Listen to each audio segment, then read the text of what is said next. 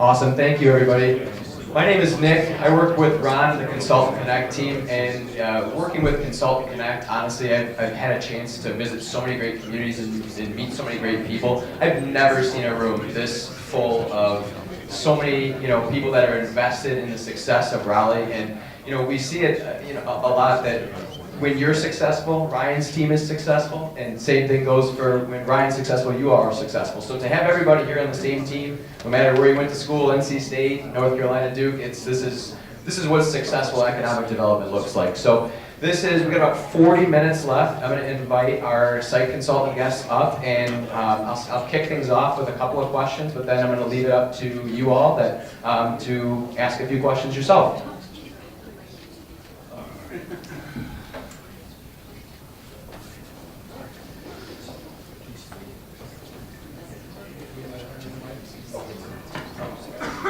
Cool.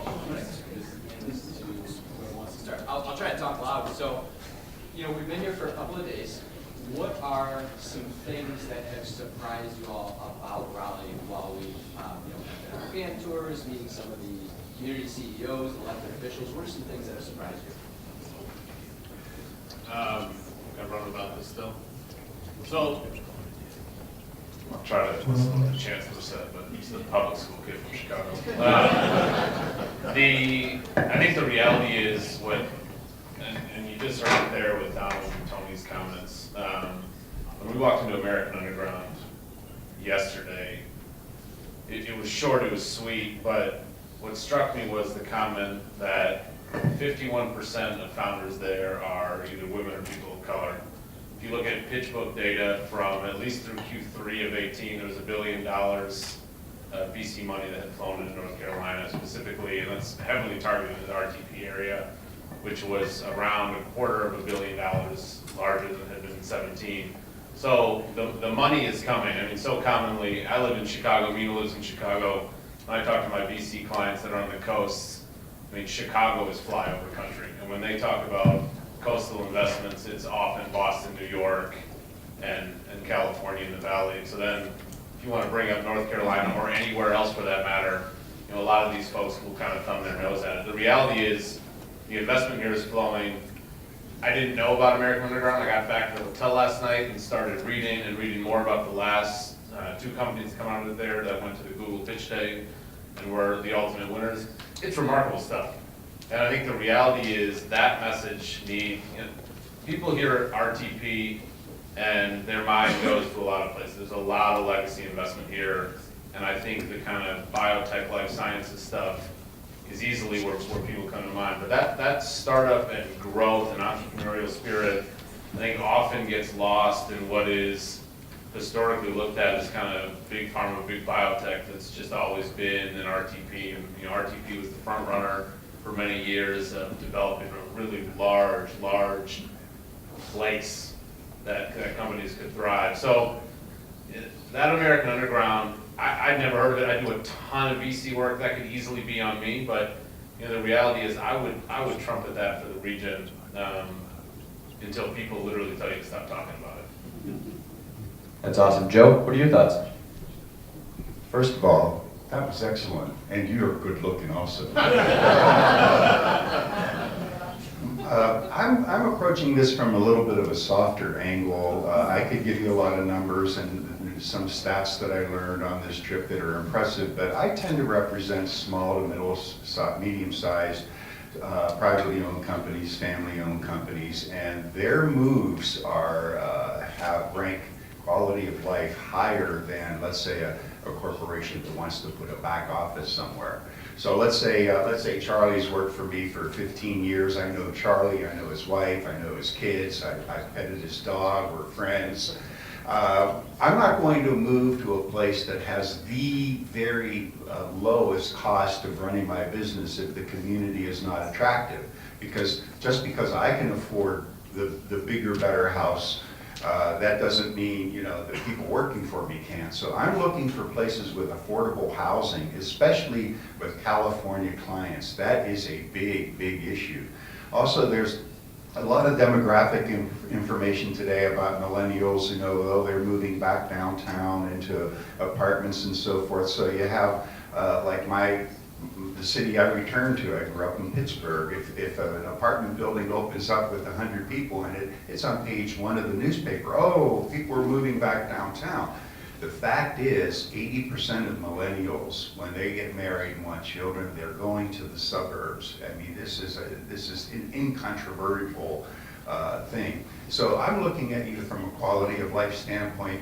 I was here a couple of years ago with my wife, and I didn't really know until this trip how much your downtown Durham area has been revitalized. So those things are really important to me, and those are the kind of things you don't experience looking at a spreadsheet or talking with somebody on the phone. You have to be here to see it. So I'm really impressed with the quality of life aspects that I've seen. So I'll just add a couple of things. We're all known for certain things, and Joe, he'll admit it to the group, he's known for moving people out of California. That's fair. I, having worked in New York City forever, living in New Jersey, I was one of the consultants that were helping financial services companies move from an expensive location in New York City to New Jersey. I was sitting in a New Jersey conference similar to this, late 1990s, maybe early 2000s. Right behind us is a big chart. It's all red. Pharmaceutical companies, state of New Jersey, leaving the state. The state had made a comment that they're going to tap out. They're not going to spend any focus on trying to retain those jobs because they're all moving to a lower cost alternative, right? New York City, New Jersey, financial services, pharmaceuticals from somewhere. So I asked the question, the first time I heard Raleigh was exactly that. They're all moving to Raleigh. They're all moving to Research Triangle. So that happened, right? And if you fast forward, at some point pretty early on, they realized the quality of life here was pretty good because you started seeing the heavy manufacturing and the R&D getting moved over here as well. So it's just a natural progression. I know I've talked, there's a lot of faces in this room I haven't met yet, but I have talked to a fair number of you. And I've always said, and I'll say it again today, because I don't know if it's changed much in the last couple of years, you're all very known for pharmaceutical and life sciences, but it's really a big secret that banking is so strong here compared to Charlotte, right? If you look at the number of jobs, and if you look at technology the way it is now, Michigan, a company called KUKA, they started doing robotics in the automobile industry, and very quickly moved over to the pharmaceutical industry. And 90% of their revenue now is on life sciences versus just hardcore automotives. So I think what we're seeing here at NC State and some of the other universities, we are seeing it really being just technology is what's driving everything. So let's just kind of celebrate some of the stuff that you're doing outside of the hardcore pharmaceutical and life sciences. Awesome, thank you. Mina? So my impressions of just the last 2 days, I'd say the word that really kind of resonates for me was how vibrant everything has been, and the people and the culture and the technology. And for me, also similar to Chris, was the American Underground was probably one of the most eye-opening experiences too. I do work with a lot of PE firms and a lot of startup companies as well, and in Chicago we do have a lot of them that just, you know, not to just parrot everything Chris said, but as a woman too, and as a woman of color, it's the fact that 51% is coming out of American Underground and being so innovative. And I liked Adam's story of they found a safe in the basement and they couldn't get it open, so they challenged the you know, the people that were at the American Underground to find a solution, and if you could crack the safe, you could get 6 months rent for free. And I was like, brilliant, and they did. And it's just, that kind of innovation and thinking outside the box, I think, is something that a lot of old established communities, like, just hold on to just being like, well, we're old and established and this is why we're so great and we should continue doing the same exact thing. And I think what you all have done here, and with just the wonderful college systems and university systems here, like, there's so much to offer. And coming from an area in Chicago where I feel like we're very like city-centric, we're very big metro-centric, and we don't really like work with our colleges and our universities to try to be innovative and have incubators and really develop the talent. And the panel like struck me with the technology that's founded in the university system isn't valuable until it's out there in the market, and you guys are growing that, and I think that is just so amazing. So for me, it's really been eye-opening that you're so innovative and you're so vibrant, and that this is the perfect place to grow for lots of companies, not just tech, but I've got a lot of pharmaceutical and medical device clients, but yeah, I'm going to look at all my tech clients now too. And I think for me, it's just been a wonderful experience. So thank you for opening my eyes to an amazing region. Really great. Rachel? Okay, so let me give you a little bit of my background. Before I started working for Site Selection Group, I was with Ernst & Young for 12 years. So I negotiated incentives for a whole gamut of clients, and my perception of RTP from here 10 years ago was all I knew was Cisco. So I would come here for a week, and I just knew the Cisco RTP campus and that it was spread out. And so my perception was that all the companies out here had like a campus like that. And I didn't have a picture of what the cities were like in my head. So when I got to do the tours and see all the amazing developments, Raleigh, Durham, everything that's going on, I won't talk about here in underground, but that was also amazing. It was just great for me to be able to see what the different cities have to offer, what's being developed. We toured these buildings that were renovated in the past couple of years, and I would say, okay, well, how much space are you trying to lease right now? And they were all like, oh no, we're fully occupied. So it's amazing to see not only all of the new developments coming up, but how quickly and how in demand they are already. As we were talking about there's one building going up next to the train station in Raleigh, and it's going to be commercial and residential, and in my head I'm like, oh, man, maybe I should start investing down here. It was just wonderful to see everything and change my perspective of the whole RTP region. So thank you. It's great to go last, I guess. Huh? Everything's been said. For me, it was really the entrepreneurial spirit, because it's always easier to grow a job than to attract companies. And while it might put us out of business, you're better off doing that every time. And you have companies that are growing, and it's great to see. And it's certainly why any company wouldn't want to be here. From what we've seen the last couple of days, and what we know is that it's a great location. So everything seems to be in place. So you all said a lot of great things about Raleigh, and I've heard a lot of great things today. But in meeting some economic developers these past couple of days, I've sensed some frustration that the community and the state hasn't landed a really, really big project. Are there things that Raleigh and North Carolina could be doing differently to put them in more competition for projects like that? I guess I have to go inside the microphone. So in terms of those big projects, they're very specific in their needs, and so I don't think you should look at your region and be like, focus stuff on Hackathon. But I do think that for our clients coming here, the region is kind of spread out. You have different areas, and so for them to be able to conceptualize what you are together, maybe that's more marketing materials or just getting out there and speaking to these companies, but I think that putting yourselves out there and showing all the wonderful new developments could really help you win the next project. Anybody else? I'm not a marketeer, so I can't really give you any words of wisdom about how you could better promote yourself, but I do understand your frustration, because when I was in California, I was visited by economic development people from literally more than 100 agencies all around the United States, Canada, and some from Europe, because they go to California to try to recruit company expansions or, in some cases, outright relocations. But I want to give you some good news, and I'm following up on Tony's comment earlier that you win a lot with a lot of singles, doubles, and triples. I represent smaller companies, and I like to tell people that you're better off. A guy like me bringing you 10 companies that have 100 employees each than one company with 1,000, because you could better survive those ups and downs in the economy. And but the good news I want to give you, I just finished a study on companies leaving California, and over the last 9 years, North Carolina, now this is mostly state, North Carolina came in at number 7, which really is not bad. I mean, you're following Texas, which is always number 1, by the way.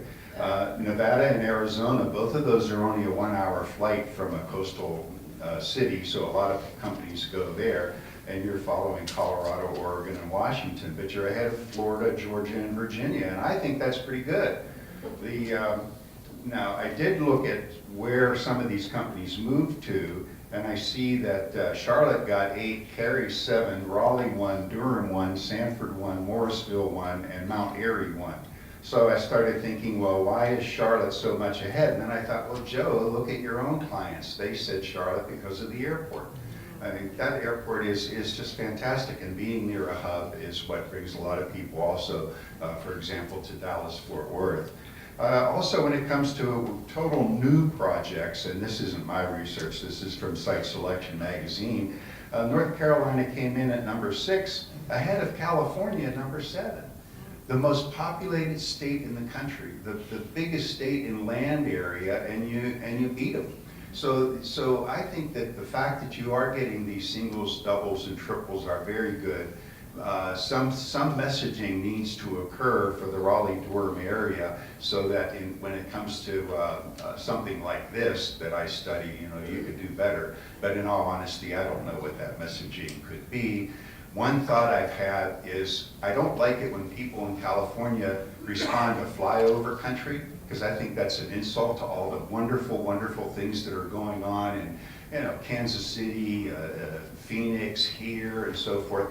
So I've had an idea, if I ran an economic development agency in flyover country, maybe I'd develop a campaign around the theme, fly into country, because look at what we have. I think I would just add that the world of economic development and site selection it's not 80-20, it's a 90-10, maybe even 95-5. It's grow what's here and try to reel in those big fish. In the last 24 months, we've had Foxconn, Amazon, Toyota, Mazda, probably blanking on 1 or 2 other large, highly publicized projects. The reality is, usually those projects end up in one place. You have Amazon do a kind of bifurcated kind of end state game, which the time will tell what that does to the markets that it ultimately landed in. Nashville in that announcement was left completely behind as kind of winning something. They got 5,000 new jobs out of that project, whereas other, New York, what is New York? 25, 50,000. I mean, who cares? The reality is that you don't need, somebody will ultimately land these large projects. And the Toyota deal specifically was something that is commonly talked about in North Carolina versus North Alabama. And the reality is, look,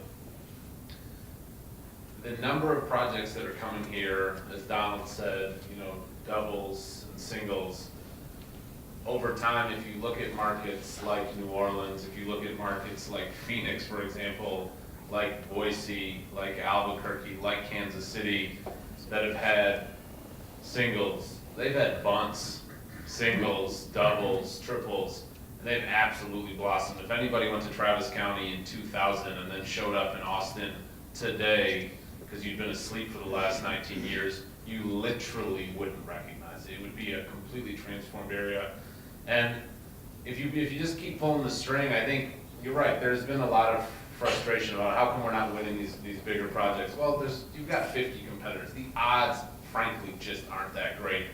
But when you dial back and start looking at what your clusters are and what your core competencies are, that hit rate, you can bat 500.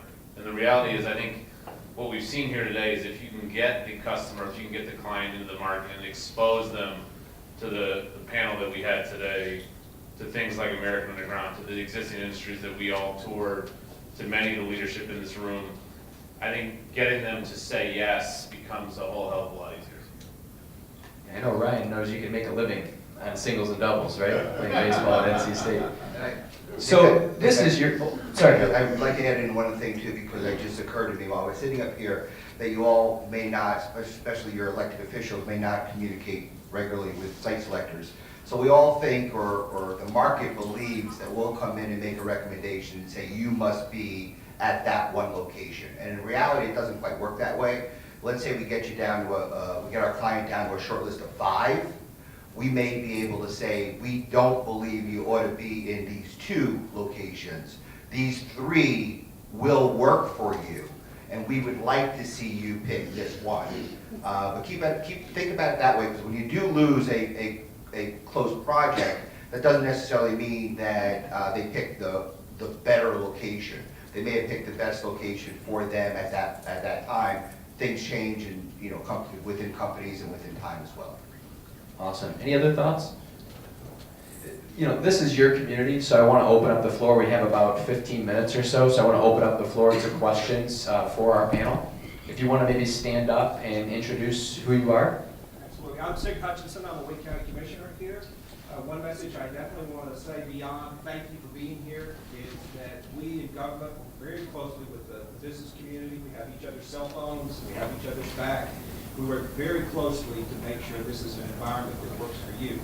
One of the greatest competitive advantages that I've always seen is our incredible higher education infrastructure and culture and institutions. Of course, 3 major universities, but we have a multitude of other universities here in the region, as well as Wake Tech, which has over 70,000 students. So my question to you is, what competitive advantage do you see for us in the Triangle to have such a vibrant higher education community? I think anywhere, I look at universities and colleges as production centers of talent, right? So without people, there's no project. And this isn't really site selection, it's risk elimination, it's site elimination. I mean, that is at the end of the day, I think where most clients start to look at this. And when you have such a presence of university and such a presence, as the Chancellor said, of just talent coming out every year, graduating students, I mean, that is really a remarkable thing. A lot of our clients, when they're looking at citing a facility where they have, either they're creating a product or they're forming a center of excellence, the notion and understanding of how many men and women are going to be potentially available for hire based on a structured university partnership where University X, Y, and Z says, we will work with you to create a program, a degree track, whatever it may be, a core curriculum around what you're looking for. That really plays. That outweighs the real estate cost. That outweighs anything. It has nothing to do with incentives, right? That is partnership. So, communities and states that get higher ed to the table, and that's higher ed defined as community college, tech system, all the way to your marquee universities that are right here. Being able to sit at that meeting and be ready to have the discussion, but be able to have it. I've had a lot of experience with the chancellors and presidents and deans happily joining the meeting and saying, yeah, we'll work with you. Well, that doesn't mean anything. And those that have said, help us, bring your COO, bring your admin folks, tell us what you need, what it is you're looking for, and we will sit across the table from one another and actually craft curriculum, and the state will fund it, the university will fund it, however it comes to be, and it actually becomes a kind of JV partnership. That works and that plays, and there's no reason why that shouldn't be happening on any project of size and significance here. We had the opportunity to tour Citrix yesterday. Can't hear. It's not working. So we had the pleasure of touring Citrix yesterday, and the gentleman who led our discussion was helped grow the company to the size that it is right now. And one of the things that they mentioned was that a lot of the companies were coming together, in addition to the college and the university systems, to create a curriculum so that each of the companies can assess what their needs were going to be in the future, what their needs are now, and then develop a curriculum by all the competitors getting together, the university systems getting together, and creating, I think it was called DreamIt.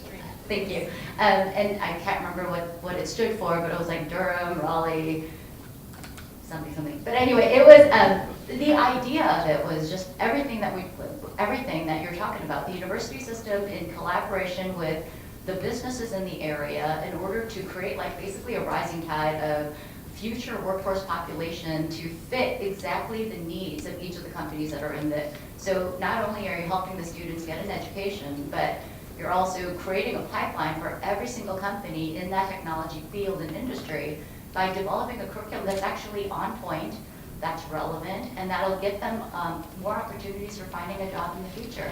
And Ron started with, the job is everything in this economy and in this world right now. And if that is something that you can create a technology pipeline, you will be the epicenter of the next Silicon Valley at a much cheaper rate of cost of living. So I think the university system is integral, and as well as the technical community college system too, because of a huge platform of higher advanced education, or just associate degree individuals who are still very necessary in everything that we do, from the manufacturing all the way up to. So I think it's the idea of like a dream in all across the different industries. Brilliant. Ryan's question. I'd just like, while we have our community leaders here, when you're talking about you're doing relocation projects, that means the company you're working with is not happy where they are. So for the sake of our community, we talk about how important jobs are. What are you seeing are the reasons that they're upping their companies and moving to another location, so we make sure that that doesn't happen to our communities? I would like to go on this one.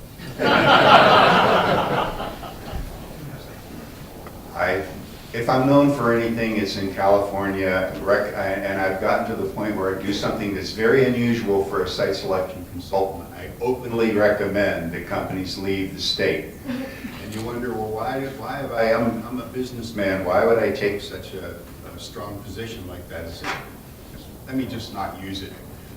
Can you hear me okay? So the straw that broke this camel's back was in the legislature this year in California, where they passed a certain law that is truly obnoxious. Now, I'm going to raise the subject of immigration, but let me make a point. Regardless of what your opinion on immigration is, the immigration issue is irrelevant to the point I'm going to make. They passed a law called the Immigration Protection Act, which sounds very nice. But what it does is it says to an employer, if you cooperate with federal officials coming into your facility, you are now in violation of state law. Well, wait a minute. If you don't cooperate with federal officials, you're in violation of federal law. So how much contempt does the legislature have for businesses in California where you lose one way and you lose another way? I'll just give you one other example. There's a law firm in California that specializes in defending companies who have typos on their paycheck stubs. I'm not kidding you. If you give me a check and it's the right amount, you paid me on time, everything's spelled right on the check, but if there's an error on the stub, you can be subject to a lawsuit by that individual, a class action lawsuit, and fines by the state. So I've been doing interviews this past week on California radio because the report just came out, and the words I use to describe the legislature are arrogance, a ton of hubris, and a whole lot of contempt.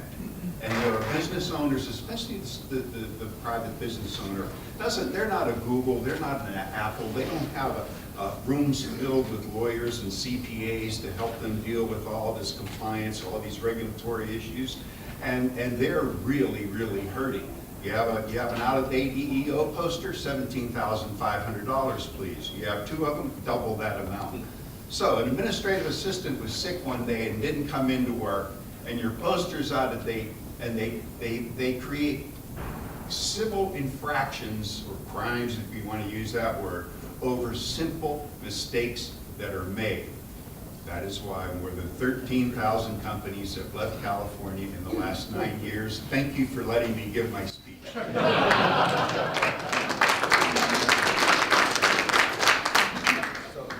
I would say up in the Northeast, at least what I've seen, is aging infrastructure.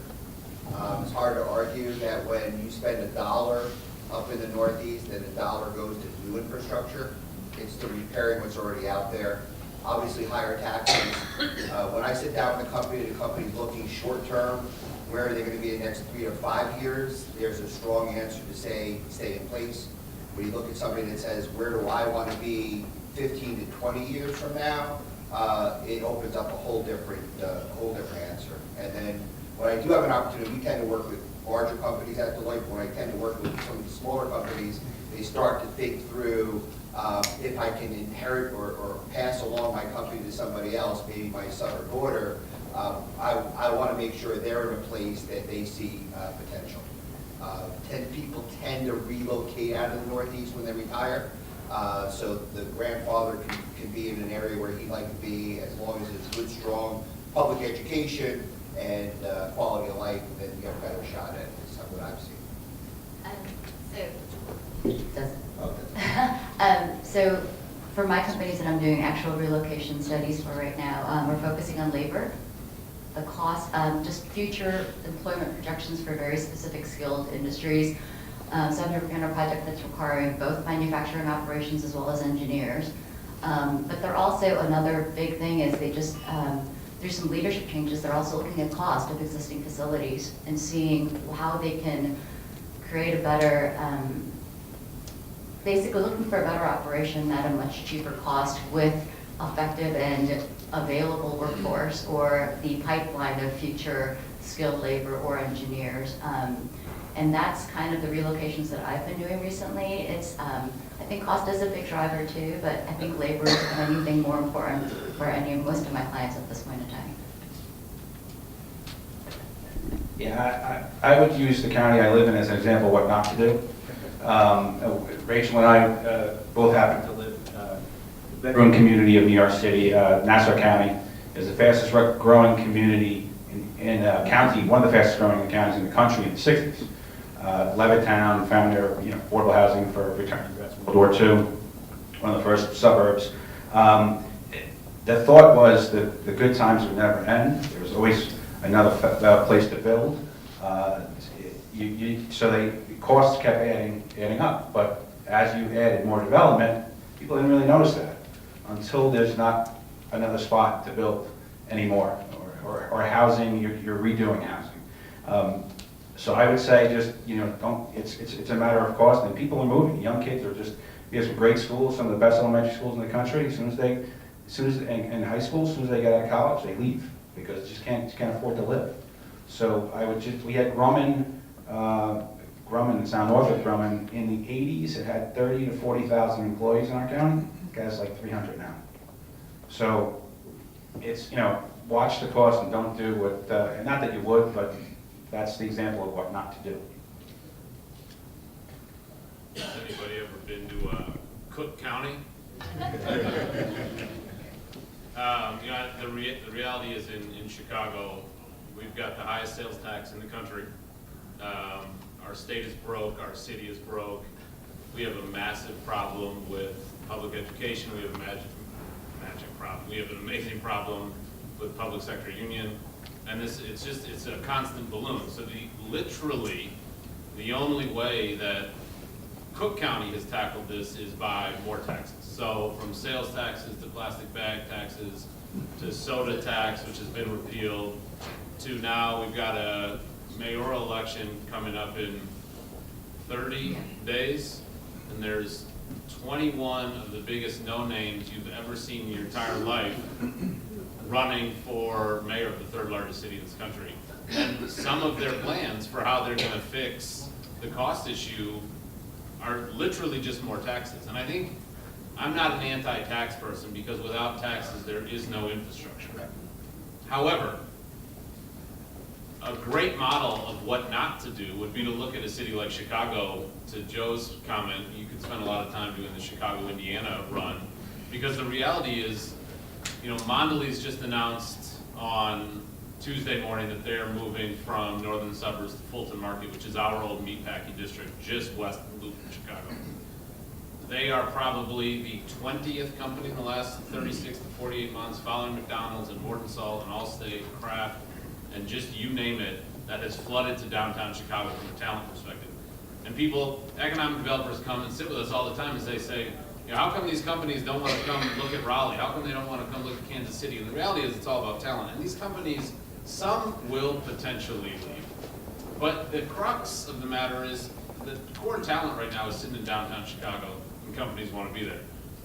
Of smaller scale, we're hearing overwhelmingly, you know, smaller mid-cap and below saying, this tax thing is absolutely getting out of control for us. So the head tax used to be the thing that people talk about in Chicago, and that is now just a long forgotten nightmare. And the reality is, without coming up with ways to effectively cut and govern, they will just continue to throw new taxes on taxpayers. I believe he lives in Lake County, so she doesn't have these issues.